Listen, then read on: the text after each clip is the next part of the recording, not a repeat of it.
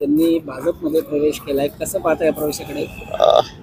खरं तर भारतीय जनता पक्षाची एक कार्यपद्धतीचा तो भाग आहे. अनेक कामं त्यांची महत्त्वाचं साखर कारखाना हे याच्यावरती खूप अडचणी निर्माण केल्या गेल्या. त्यांच्या संस्थांमध्ये अडचणी झाल्या, कार्यकर्त्यांना त्रास सुरू झाला आणि शेवटी संग्राम थोपटे हे भाजपमध्ये गेलेले दिसत आहेत. परंतु भाजपच्या रणनीतीचा जो भाग आहे त्याचा तो परिणाम आहे असं माझं मत आहे. दुसरीकडे राज ठाकरे आणि उद्धव ठाकरे एकत्र येण्याबद्दल युती संदर्भात चर्चा सुरू झाल्यात. नाही ते ठीक आहे. खूप मोठा वारसा त्यांना आहे, पुरोगामी विचाराचा वारसा सुद्धा त्यांना आहे. त्या वारसा पुढे नेण्याचं काम ते एकत्र आले तर जास्त समर्थपणे होईल. मात्र राज ठाकरे जर उद्धव ठाकरेंबरोबर गेले तर महाविकास आघाडीवर त्याचा काय परिणाम होईल? नाही, तसा परिणाम होणार नाही. शेवटी जे जाणार आहे ते लोकशाही वाचवण्याकरताच जाणार असं आम्ही समजतो. एकत्र येणार ते लोकशाही वाचवण्याकरताच एकत्र येणार आहेत असं मी या निमित्तानं मानतोय. जी आतंकवादी हल्ला झाला, काय आपली पहिली प्रतिक्रिया?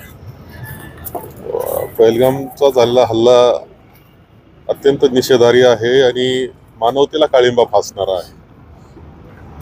यामध्ये सामान्य नागरिकांवर झालेला हल्ला आहे तो, जे तिथे पहलगामला यात्रेकरू म्हणून गेलेले होते. अत्यंत दुर्दैवी घटना आहे. जे हल्लेखोर आहे त्यांना तर कठोर शिक्षा झाली पाहिजे, समूळ नष्ट केले पाहिजे हल्लेखोर. याबाबतीत कोणाच्या मनामध्ये शंका नाही आणि कोणाच्याही जगातल्या कोणाच्याही नसली पाहिजे या मताचा मी आहे.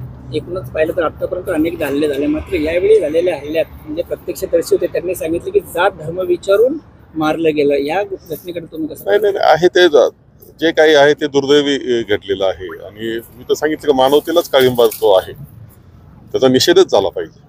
एकूणच आता सरकारकडून काय अपेक्षा आहे? सरकारनं कसा? खरं म्हणजे सरकारकडून आता राजकारण बोलण्याचं काही कारण नसतं अशा वेळेस मी समजू शकतो. परंतु खरं म्हणजे अनेक गोष्टी केल्या गेल्या. आपण चलनामध्ये बदल केला, त्यावेळेस नोटबंदी केली, त्यावेळेस हेच सांगितलं होतं. आपण ज्यावेळेस 370 कलम हटवल्या त्यावेळेस तेच सांगितलं होतं. अनेक वेळा सांगायचे का पहा आम्ही हे केलं, नष्ट केले. पण वस्तुस्थितीमध्ये ते नाही आहे. दुर्दैवानं ह्या घटना घडत आहेत. म्हणजे ते सरकारनं जास्त जागृत राहण्याची आवश्यकता होती आणि आहे.